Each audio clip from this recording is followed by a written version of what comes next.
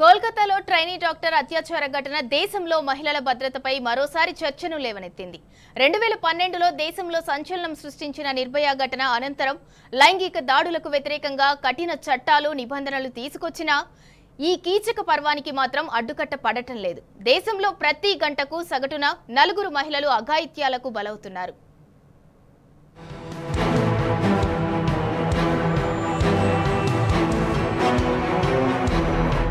పని ప్రదేశాలు, ఇళ్లు, బయట ఇలా ఎక్కడా కూడా మహిళలకు రక్షణ లేకుండా పోయింది. దేశంలో మహిళలపై అఘాయిత్యాలు పెరుగుతున్నాయి. దేశంలో ప్రతి గంటకు సగటున 4 లైంగిక దాడులకు గురవుతున్నారని అధికారిక గణాంకాలు వెల్లడిస్తున్నాయి. 2017, 2022 మధ్య రోజుకు సగటున 86 రేప్ కేసులు నమోదవ్వగా 82 కేసుల్లో రేపిస్టులు బాధిత మహిళలకు తెలిసిన వాళ్లే కావడం మరింత ఆందోళన కలిగిస్తున్నది. 2017, 2022 మధ్య దేశంలో మొత్తం 1,89,000 లైంగిక దాడుల కేసులు నమోదయ్యాయని, ఇందులో 1,91,000 మంది బాధితులుగా ఉన్నారని జాతీయ నేర గణాంకాల సంస్థ నివేదిక వెల్లడించింది. 1,79,000 కేసుల్లో తెలిసిన వాళ్లే మహిళలపై లైంగిక దాడులకు పాల్పడడం గమనార్హం.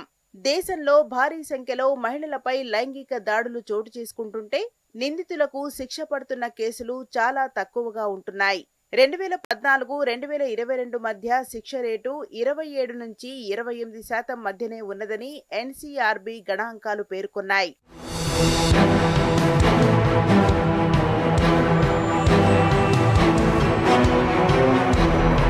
2022లో దేశవ్యాప్తంగా 31,516 లైంగిక దాడి కేసులు నమోదు కాగా రాజస్థాన్లో అత్యధికంగా 5,399 నమోదయ్యాయి. తర్వాతి స్థానాల్లో మధ్యప్రదేశ్ 3,029, మహారాష్ట్ర 2,904, యూపీ 3,690, ఢిల్లీ 1,212 ఉన్నాయి.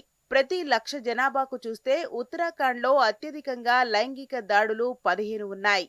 తర్వాతి స్థానాల్లో 14 చొప్పున రాజస్థాన్, చండీగఢ్, హర్యానాలో 13, ఢిల్లీ, లక్షద్వీప్లో 12 చొప్పున ఉన్నాయి. మొత్తంగా 2022లో దేశంలో ప్రతి 1,00,000 జనాభాకు 5 లైంగిక దాడులకు గురయ్యారని గణాంకాలు వెల్లడిస్తున్నాయి. పని ప్రదేశాలు, ఆఫీసుల్లో కూడా మహిళలకు భద్రత లేకుండా పోయింది. యజమానులు, సహచర ఉద్యోగులే మహిళలపై అఘాయిత్యాలకు ఒడిగడుతున్నారు. పని ప్రదేశాల్లో రోజుకు సగటున 1 చొప్పున లైంగిక వేధింపులకు గురవుతున్నారని ఎన్సీఆర్బీ గణాంకాలు వెల్లడిస్తున్నాయి.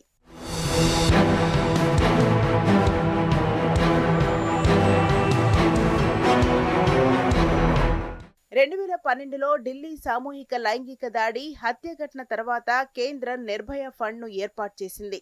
మహిళల భద్రతకు ఉద్దేశించిన ఈ నిధులను పూర్తి స్థాయిలో వినియోగించకపోవడంపై తీవ్ర విమర్శలు వస్తున్నాయి. 2023-24 ఆర్థిక సంవత్సరం నాటికి నిర్భయ ఫండ్కు 7,213 కోట్లు కేటాయించగా 2023 డిసెంబర్ 8 నాటికి 5,119 కోట్లు మాత్రమే ఖర్చు చేశారు. అంటే దాదాపు 30% నిధులను వినియోగించలేదు.